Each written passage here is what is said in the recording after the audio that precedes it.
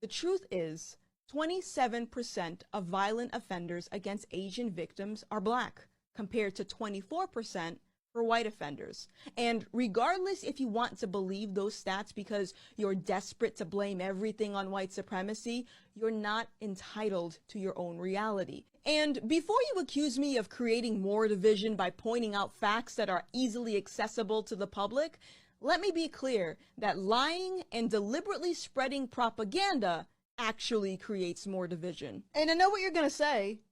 Trump ignited all this division in the country because he used things like China virus or Wuhan virus when referencing COVID-19.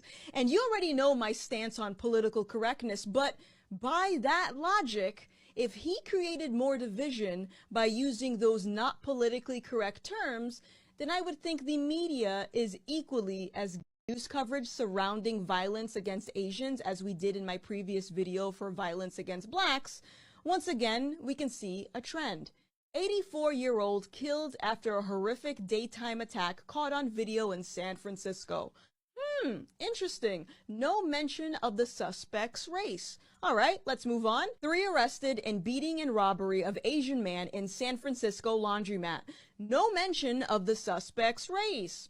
Suspect arrested for brutally attacking 2 Asian men in San Francisco. Oh, and big surprise, no mention of suspect's race. But what's interesting about this is the second the media catches wind of a white offender or someone that can at least pass as white for committing a crime against a person of color, rest assured, you'll know what the suspect looks like. And if we consider all the anti-white rhetoric that's been brewing through entertainment, education, and diversity training, it's very clear what agenda is being pushed.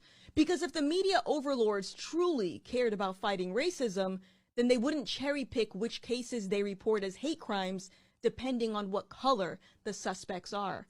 Or is this where the black people can't be racist excuse comes in?